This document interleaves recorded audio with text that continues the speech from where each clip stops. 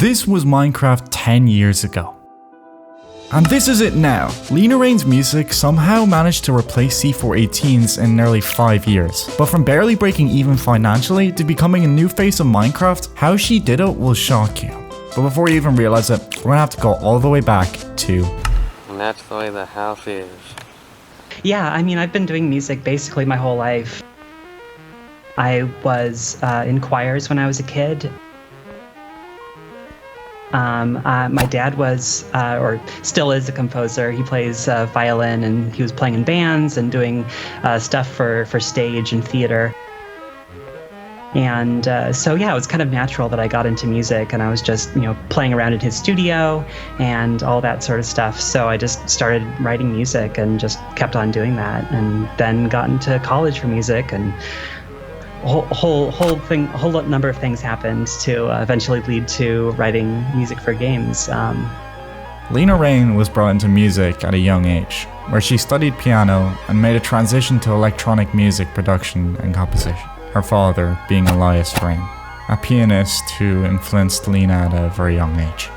Lena was later accepted into the University of Southern California School of Music, where she would begin to learn the basic fundamentals of music production. She graduated, and then... silence. Lena was struggling to find work.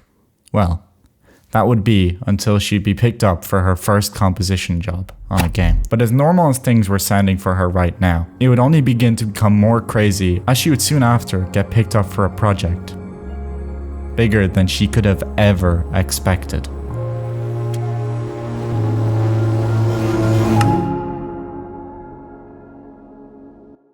Lena Raine was picking up a new project known as Deltarune, where she was tasked with the arranging of music produced by the legendary Toby Fox. You see this quote on screen right now?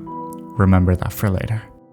The soundtrack featured a unique style though. It was fast-paced in a 8-bit format in line with the style of the game. It was different for her. She would compose some tracks like Attack of the Killer Queen, which you probably recognize if you actually heard it. But this part of her career only acted as a stepping stone for other projects, one of them being a name called Celeste. You see, Celeste was an ambient indie project created by Maddie Makes Games, a project that was a little bit out of line with Lena's portfolio, but nonetheless she took the commission. A commission that would lead to a 3-year process and create something so iconic that it won her a Game Award. You see, Lena Raine uses features of her music to make it unique and ambient. For example, tracks like First Steps use something called a driving beat. This essentially means that the electronic beat that's used creates a steady pulse throughout the rest of the song, which could reflect you climbing the mountain in the game of actual Celeste. That is what we call ambient. Throughout this track, we'd also begin to hear what we call a leitmotif, something that she didn't even intend herself. I didn't go into writing the whole soundtrack thinking like, okay, this first level is going to have the leitmotif for the entire game in it. But I did have the goal of like, I really wanted to write an extremely catchy 1-1 music, right? You have the classic like Mario Brothers 1-1, and that's used everywhere in the entire franchise, let alone the game. And I was like, I need to write something that stands up just as well as that does. Lena Raine had managed to create a symphony of music that would match up to the standards of most AAA games nowadays. And when at the Game Awards, she would even play an alteration of her track on stage alongside some of the best in the world.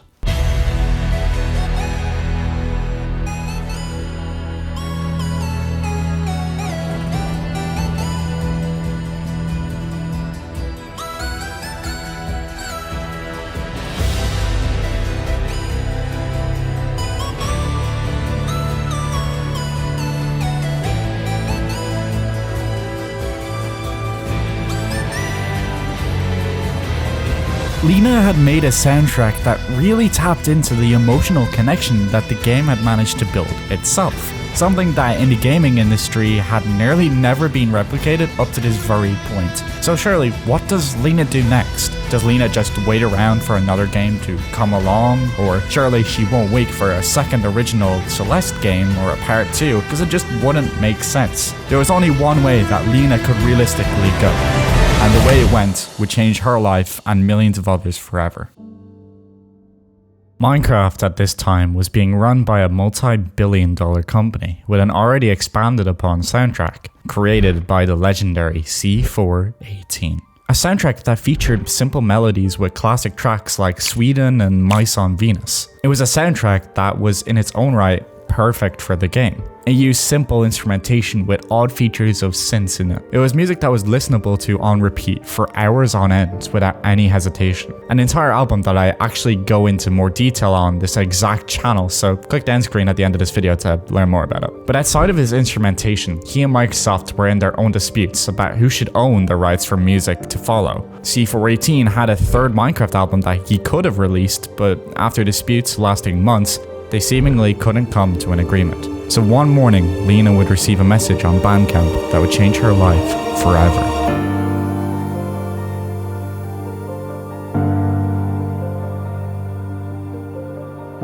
Yeah, Minecraft was a thing that was totally unexpected. I was in Japan at the time, and I got an email through my Bandcamp contact page. It was an email from one of the Mojang guys. Like, I think the email header was something like "new music for Minecraft," and I was like, "This can't be real. Why would they talk to me about that? That seems silly." The new biomes in the Nether Hell dimension, whatever area in Minecraft, and so I had finished all of that, and they were like, "So you know about discs, right?" And I was like, "Okay, yeah, I've played Minecraft," and so they were like, "Well, we want to include a new disc with this update. Do you want to just write something for that?" And I was like, sure. I have no idea what I'm going to write. So it was kind of like they handed me, a blank slate, and they were like, just write something. Wow. Anything. And I was just like, okay. And I think like one of the comments, like one of the suggestions they had, it was I wasn't sure if it was like a typo, like from a phone or something, but one of the like suggestions from one of the Mojang guys was like maybe the piglins are really into like drum and pipe. And it was like drum and bass, but like a pipe. Okay. And I was like, that's a weird prompt. But I was like, what if they were really into D&B? Pigstep was one of Lena Raine's debut tracks in the sphere of Minecraft, taking it on a completely new approach to the soundtrack using R&B elements, whilst also combining it with a more intense and energetic vibe. The difference with this track would be its electronic stylings as well as the distinctive modern style in comparison to the game's usual ambience. It featured this pulsating beat with like a catchy melody, similar to the style of Celeste, where you'd have this one-to-one track of the Nether somehow, a place for chaos and a deeper atmosphere. This track would be taken well by a chunk of the community, but it also see its own share of backlash as it stemmed a little too much in the direction the game hasn't before. You may remember near the start of this video, I showed you a quote on screen. You see, this is when the community split between C418 and Lena Raine. One side standing for a more nostalgic feel to the game, backed by C418 and his unreleased third album, whilst the other stood for Lena Raine to introduce a new feeling to the game. This argument still exists to this very day, for example my comment section, which being honest I never intended to, so sorry. But nonetheless, Lena had proven herself to the community. Soon after, a new update would come, and the music she produced would stand its ground for future generations. This is a song named Airy, a track that Lena produced and managed to replicate the style that C418 had set all those years back. She had finally done it, but not all stories have a happy ending, because although she might be at the top now, Lena had struggled all those years to get to this point, simply to just prove herself, coming from rock bottom. I'm a very withdrawn person in a lot of ways. Like, I'm very kind of internal. I'm not super social. I have a hard time kind of fitting in with social groups and all sorts of things, and not to bring things down too much, but like it was very much a thing for me of like not really knowing if I was going to have any impact on anyone. So like to hear those sorts of things like really speaks to me a lot, and it means a lot whenever people have comments like that. I was kind of quick to give up when things kind of got really tough financially. I couldn't do that while looking for contract work as a composer. You know, I didn't come from money. I didn't come from, I didn't have any financial backing really to like fall back on. And so it was a thing where like I really needed to prioritize things for myself. Like I needed to build up to the point where I felt like I could actually do what I wanted to do. And that was a tricky thing. Like that took a lot of, pushing through depression and anxiety and those things that I, was inflicting upon myself, but then also the world inflicting lots of things on me, telling me that I couldn't do X, Y, and Z. I couldn't present, in a certain way. I couldn't do, these sorts of things. There were so many things, like not even being a composer in a video game industry. Like that's its own niche, right? Yeah. And everything on top of that, being a woman, being a trans woman, being whatever, in the world, there's so many things that you have to follow along, expectations, social niceties, whatever it is,